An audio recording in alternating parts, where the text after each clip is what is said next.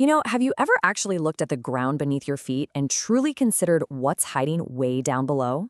We live our entire lives on this remarkably thin, cool crust of a planet that is, quite literally, boiling on the inside. So today, in this explainer, we're bringing that hidden, superheated world right to your screen. We're going to take a really close cinematic look at Earth's deadly rivers. We'll be diving into the raw physics, the extreme thermodynamics, and just the staggering power of one of our planet's most mesmerizing forces. Just listen to this.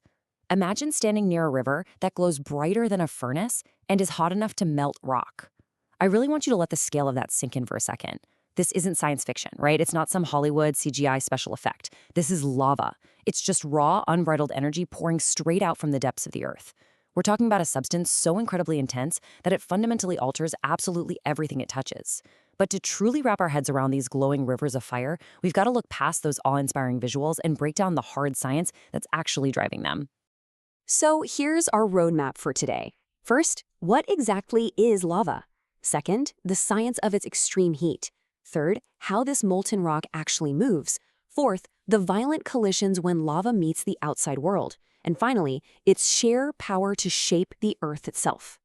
All right, let's jump right into section 1. What exactly is lava? The molten truth. Okay, let's dive into this, because there's a huge misconception right off the bat. The difference between magma and lava actually has nothing to do with what it's made of. It's entirely about real estate.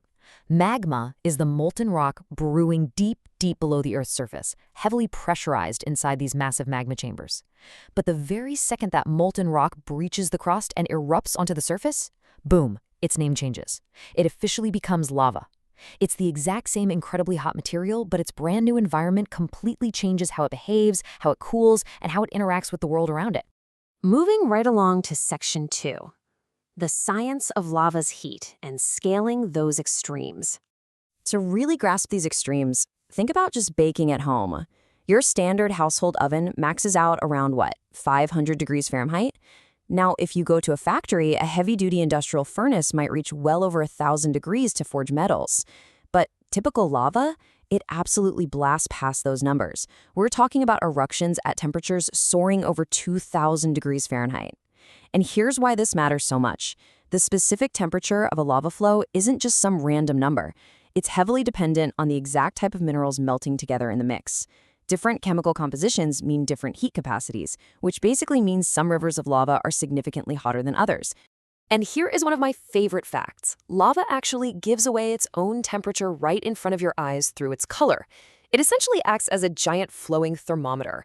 The science of thermal radiation dictates that temperature directly controls color. So a deep, dark red glow, that's actually the coolest visible state of lava before it hardens entirely into black rock. A bright orange indicates a much hotter, fresher flow. And that blinding, almost white yellow glow you sometimes see, that is the absolute hottest lava, usually found right at the eruption vent where the rock has literally just escaped the Earth's fiery mantle.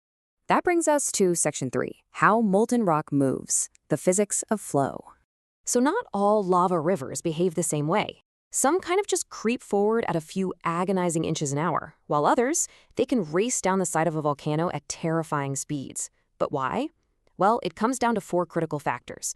First up is temperature. Obviously, hotter lava is more fluid. Second is viscosity, which is essentially the rock's resistance to flowing. Think of the difference between pouring thick honey versus pouring a glass of water. Third is the slope of the terrain, because gravity plays a massive role here. And finally, composition, specifically the silica content. High silica creates these complex molecular chains that make the lava thick, sticky, and super slow. On the flip side, low silica makes it incredibly fast and runny. All right, section 4, when lava meets the world, collisions and destruction. Now, I want you to consider this question for just a second. Can lava melt everything? Pop culture, movies, they've all kind of trained us to think that lava is this magical, unstoppable liquid that instantly dissolves whatever it touches. But since we're really digging into the science here, we want the truth. Now, what's really interesting about this slide is how the actual science completely busts that Hollywood myth. Lava absolutely does not melt everything. Sure, yes, it'll instantly incinerate organic matter like trees or wooden houses, and it'll effortlessly melt certain metals. But a lot of materials actually behave very differently under this kind of extreme heat. Since lava is made of molten rock, it literally cannot melt materials that have a higher melting point than the lava itself.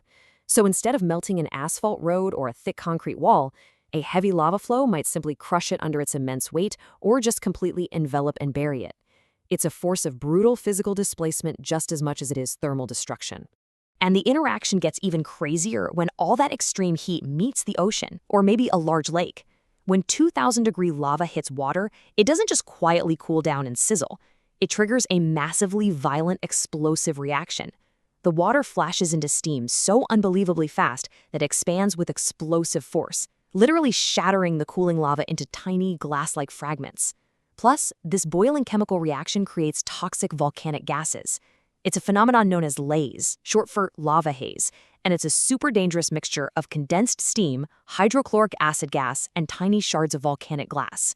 Definitely not something you want to be breathing in. Finally, we reach Section 5, the power to shape Earth, destruction and creation. Now, it is entirely true that lava is a devastating force. We've seen it. It ruthlessly destroys existing landscapes, wipes out entire ecosystems, and permanently alters human geography in a flash.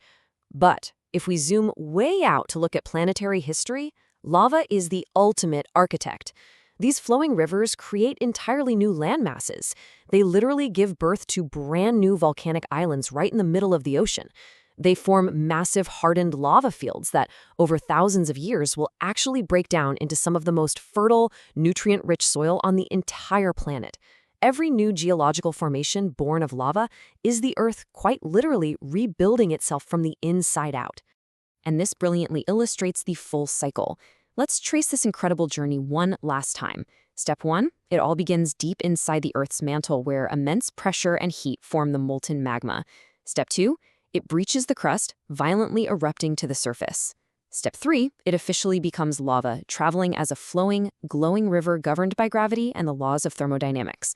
And finally, Step 4, it yields to the cool atmosphere, hardening into solid igneous rock, and basically setting the foundation for the very next era of Earth's history. As our source material perfectly puts it, every glowing flow is a glimpse into the immense heat and power hidden beneath our feet. Lava isn't just a river of fire, guys. It is the beating pulse of a living, breathing planet. It shows us, in real time, that the ground we walk on is not a finished product, but a constant work in progress. So the next time you find yourself standing on solid rock, I want to leave you with a slightly provocative question. Just how many miles beneath your feet is the next deadly river waiting to be born? Thank you so much for joining me for this explainer, and as always, keep questioning the world around you.